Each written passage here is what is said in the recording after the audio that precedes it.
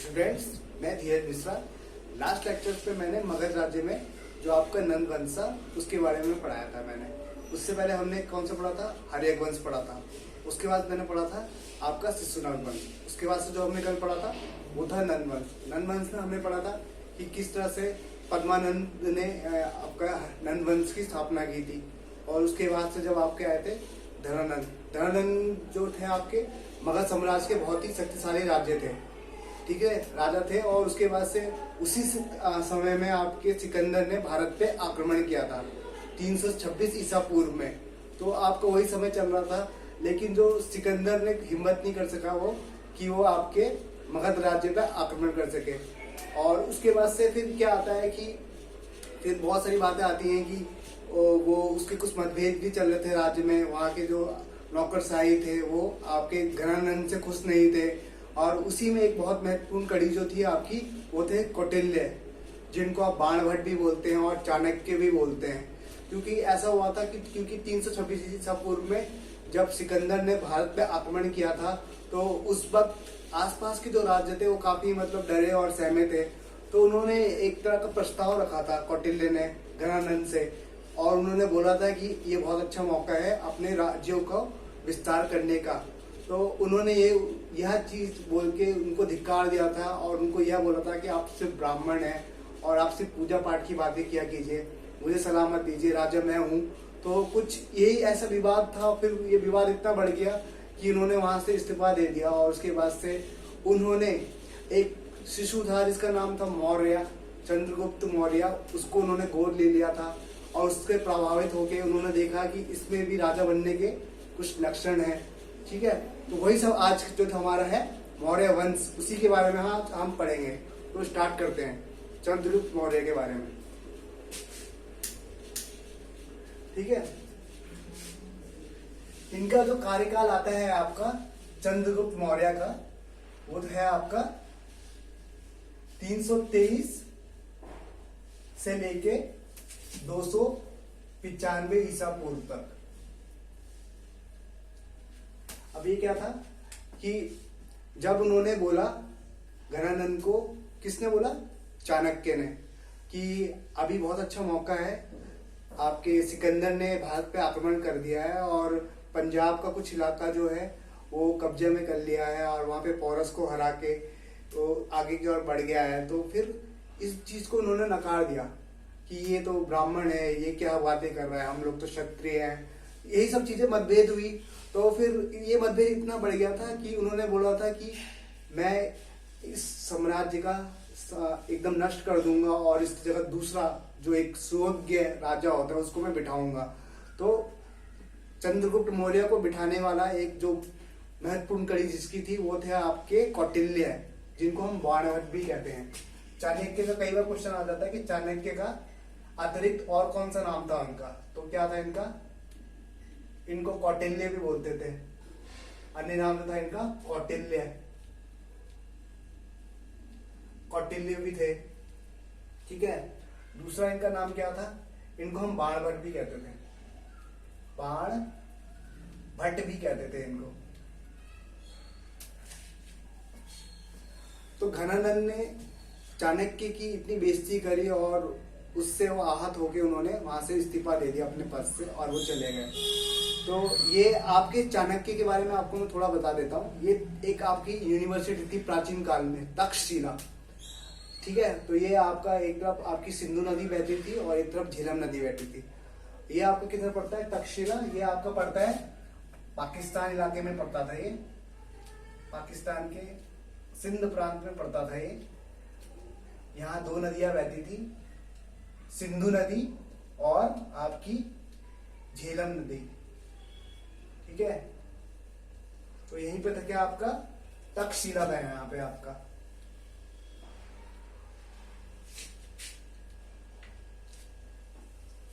तो कई बार क्वेश्चन ये आ जाता है कि तक्षशिला कहाँ पड़ता है, जो यूनिवर्सिटी वो किस जगह पड़ता था। तो आप क्या बोलेंगे, सिंध प्रांत में पड़ता था, सिंधु नदी के स्थान पे ये आपका स्टैब्लिश था। कई बार क्वेश्चन यहाँ से आ जाता है। तो फिर क्या था, ये उन्होंने देखा एक लड़का था, छोटा सा था, जो आपके गाय पालन वगैरह करते, जो गोपाल वगैरह होते हैं, तो वहां पे उन्होंने देखा एक बच्चा था, बहुत होनहार था।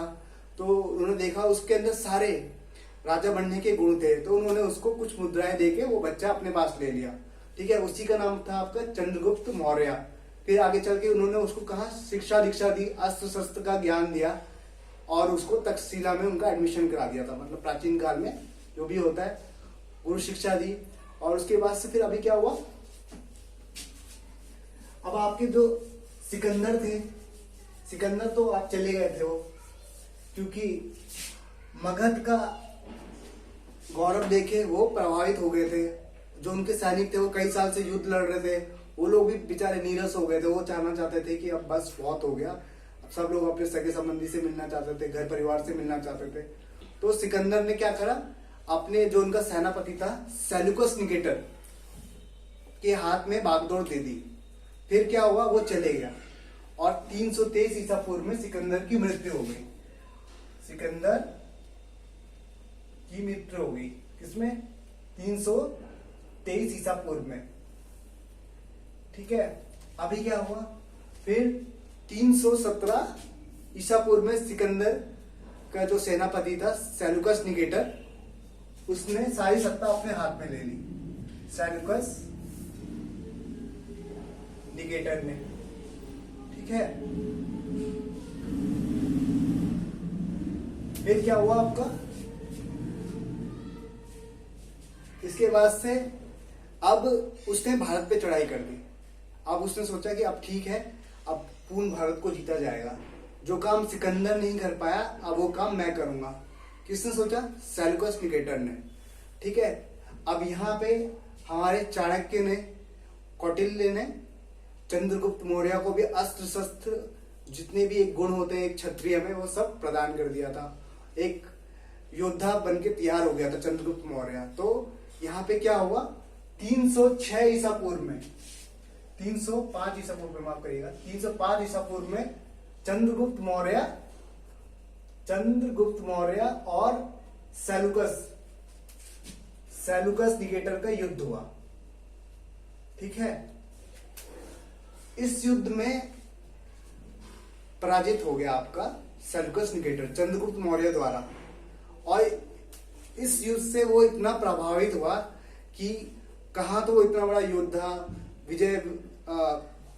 विजय जीत की बात कर रहा था, वो कि विश्व विजेता बनना चाह रहा था वो भारत को जीत के। लेकिन एक छोटे से बालक ने, जो आपके चंद्रगुप्त मौर्य थे, उन्होंने उसको हरा दिया। इतना प्रभावित हो गया उसका कौशल देख के। फिर क्या हुआ, अब उसने उसको मैत्री संबंध का प्रस्ताव दे दिया। किसको दे दिया, उसने अपनी बेटी हेलेना जो थी, वो आपकी सेल्यूकस की क्या थी, डॉटर थी। किसकी, सेल्यूकस की डॉटर थी। तो इससे इन्होंने विवाह का प्रस्ताव दे दिया। ठीक है, और उसमें इनको क्या मिला, उन्होंने ये विवाह तो दे दिया और दहेज में क्या मिला चंद्रगुप्त मौर्य को, कई राज्य मिले। आपका बलूचिस्तान मिला, इस समय का बलूचिस्तान मिला, और क्या मिला आपका, काबुल मिला, और कौन सा मिला आपको, और ये आपका गंधार मिला। तो ये कई राज्य इन्होंने चंद्रगुप्त मौर्य को दहेज में दिया। और चंद्रगुप्त मौर्य ने भी, भाई अब तो सगल संबंधी हो गए, तो इन्होंने भी इनको 5,500 हाथी दिए। कितने हाथी दिए, 500 एलिफेंट्स।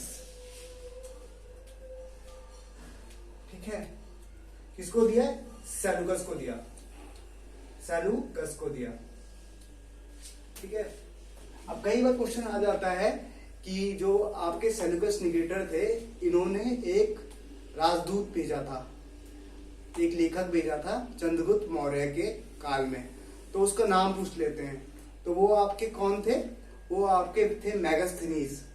और मैगस्थनीज ने ही एक इंडिका नामक बुक लिखी थी, जिसमें चंद्रगुप्त मौर्य के शासन प्रणाली में और कौन कौन से उन्होंने युद्ध कौशल जीते थे और क्या क्या उन्होंने हासिल किया था, उनका सामाजिक व्यवस्था क्या थी, ये सब था।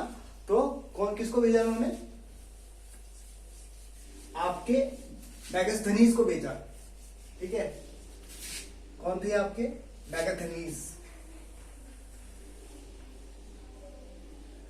ठीक है, इन्होंने क्या करा था? आपके इंडिका नामक बुक लिखी थी। ठीक है, किसने भेजा था ये? आपके चंद्रगुप्त मौर्य के दरबार में आपके किसने भेजा? सेल्यूकस ने भेजा। इन्होंने कौन सी बुक की रचना की थी, किताब की? वो थी आपकी इंडिका।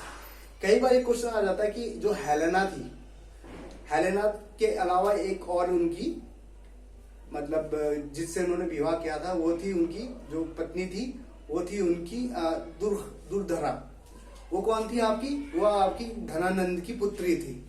ठीक है, तो यहीं से हमारा जो मगध साम्राज्य की जो कड़ी है यहीं से शुरू होती है।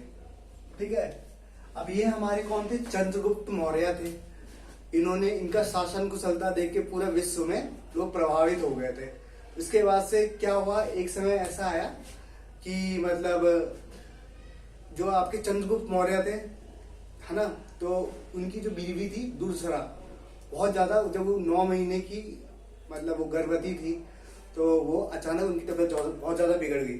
कुछ लोग बोलते हैं कि उन्होंने जहर खा लिया था, कुछ लोग बोलते हैं कि शुरू से ही मतलब आपके जो चंद्रगुप्त मौर्य थे उनको कौटिल्य थोड़ा सा जहर देते थे, क्योंकि भविष्य की तैयारी कराते थे कि कल के दिन उनको कोई जहर ना दे सके, इससे उनकी मृत्यु ना हो सके।